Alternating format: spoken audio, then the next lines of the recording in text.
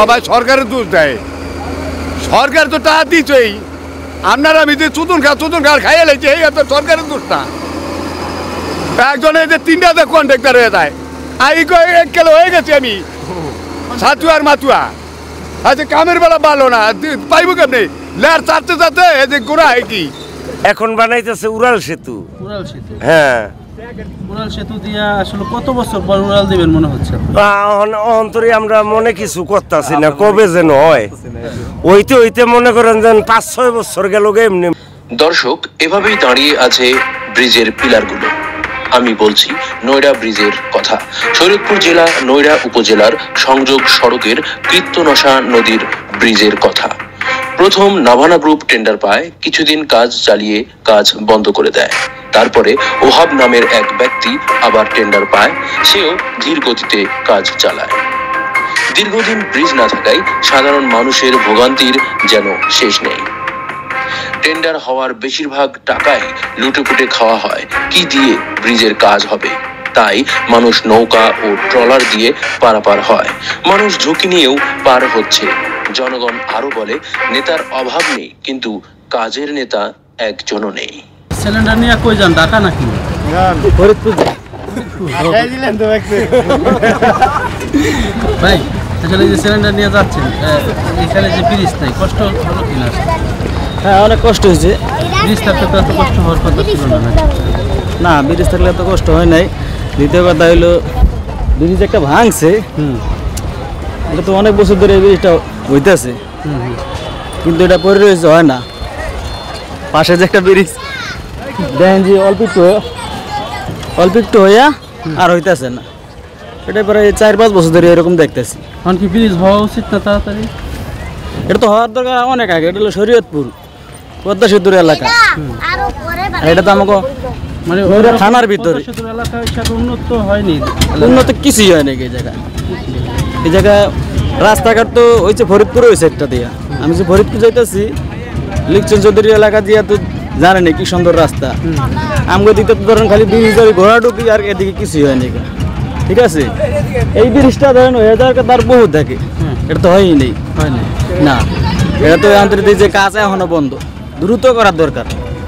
মানুষ আসলে মানুষ খুবই কষ্ট করতেছে, এদিকের মানুষকে, পুরা শরীয়তপুরের মানুষের কষ্ট হইতেছে এই একটা ব্রিজের জন্য। কত ব্রিজ হইতেছে ফরিদপুরে গিয়া দেন, দরকার না মনে হয়ে রয়েছে, অভাব নাই।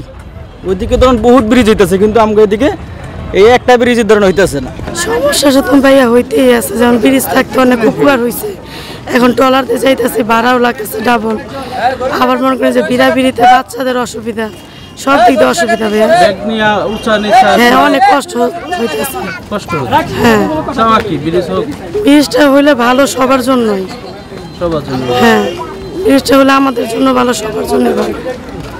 এটা কি ব্রিজ ছিল আগে? এটা আগে ছিল নড়িয়া ব্রিজ। হ্যাঁ, এখন কি ব্রিজ বানাইতেছে? এখন বানাইতেছে উড়াল সেতু। উড়াল সেতু। হ্যাঁ, উড়াল সেতু দিয়া আসলে কত বছর পর উড়াল দিবেন মনে হচ্ছে? অন্তরে আমরা মনে কিছু করতেছি না, কবে যেন হয়। ওইতে ওইতে মনে করেন যেন 5-6 বছর গেল এমনি এমনি। হ্যাঁ, নিচে 5-6 বছর।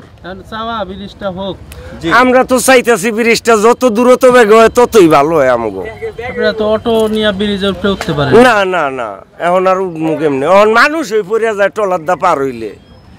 হ্যাঁ, আর ব্রিজ তো নাই, নড়িয়া গেছে মরিয়া, নাই নড়িয়ার কিছুই। হ্যাঁ, আপনাদের এলাকায় এত নেতা সরাসরি, বেশি নেতা দেখি এই অবস্থা। অল্প নেতা থাকলো হয়ে যেত আগে হবে না কেন? কষ্ট তো অবশ্যই হয়েছে, ঈদের ব্রিজ না থাকলে তো কষ্ট হবে কথা না। আমাদেরকেও অনেক সমস্যা হয়, আমরা ওই পারে যাইতে পারতেছি না, করতে পারতেছি না, মানে পারাপার হইতে পারাপারের অবস্থা আমাকে অনেক দুর্ভোগ হইতেছে। ঠিক আছে, যত দূরত্ব হয় এটা গাফিলতি অবশ্যই যারা দায়িত্বে আছে তাদের। হ্যাঁ, কষ্ট তো হইতে আছে, কষ্ট হইতে আছে না। আমাদের ব্রিজের কাজ ব্রিজ আগে ভেঙে ফেলাইছে। ঠিক আছে, ব্রিজটা আগে ভেঙে ফেলাইছে, ব্রিজটা কাজ শেষ করার পরে ব্রিজটা ভাঙলে ভালো হইতো। পারাপারের সমস্যা হইতেছে, আমাদের মহিলাদের নিয়ে, বাচ্চা কাছে নিয়ে আরো সমস্যা হইতেছে। ঠিক আছে, মহিলা বাচ্চা কাছে নিয়ে আসতে হ্যাঁ, 5 টাকার ভাড়া লয়ে যেতেছে 10 টাকা করে, এত লোক নদীতে 10 টাকা করে ভাড়া হয় নাকি? ব্রিজ না থাকলে তো আমাদের অনেক অসুবিধা, ছেলে পেলে বৃদ্ধা মানুষ নামতে উঠতে অনেক কষ্ট বাবা। ব্রিজটা হয়ে গেলে মানুষের শান্তি আসবে, যোগাযোগ ভালো হবে, গাড়ি আইবে পারে, যার যার গন্তব্যস্থানে পৌঁছতে পারবো। আসলে ব্রিজটা মনে হচ্ছে না ধীরগতিতে হচ্ছে হ্যাঁ, ধীরে গতি মানে এটা কয়েক বছর ধরে চলতে আছে, এখন ধরছে, এখন হইতে পারে সামনে।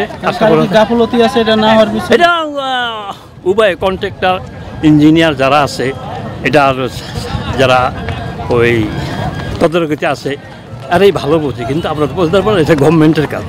এখন আপনাদের চাওয়া কি আসলে সাধারণ? আমাদের চাওয়া হলো যে জলদি ব্রিজটা হয়ে যাক, জনগণের দুর্ভোগ কষ্ট যাক। এই ব্রিজটা হইতে পদ্মা সেতু একটা হচ্ছে, আরেকটা হইতো।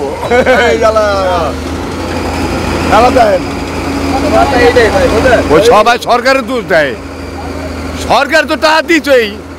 আপনারা আমি যে চুতুন খা খাইয়ে লেছে, এই তো সরকারের দোষ না। একজনের যে 3টা কন্ট্রাক্টর হয়ে যায়, এক কিলো হয়ে গেছে আমি সাতুয়া আর মাতুয়া। আচ্ছা কামের বেলা ভালো না, পাইবো কেমনি? লেয়ার চারতে চারতে এই যে গোড়া হয় কি ভালো হয় না, যে কন্ট্রাক্টরের দোষ, ওই দোষ। এত চাটলে হয়ে যাচ্ছে, কাম করতে পারেনি। না খেলে এবারে এম করে খায়।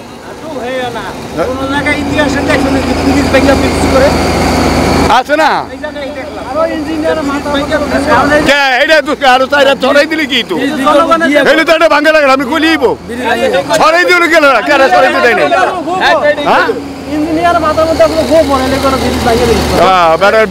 গোবর ওই পিলাটা করবো কি করবে? হ্যাঁ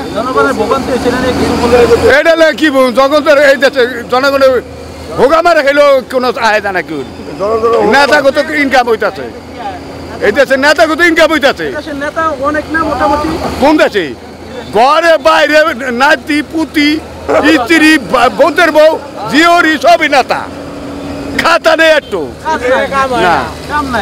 যে কত কবে ওইটা আবাইব, আর যে নাই কত কবে হারে জালে ঢুকাইব। ওই চাচা চাই চরে জালে ঢুকা, এক ভাইলে জাহাজ দিব, আমার ঘোকা তো ওই জালেই পচবো। এই দেশে আবার বিচার আছে না, আইন আছে।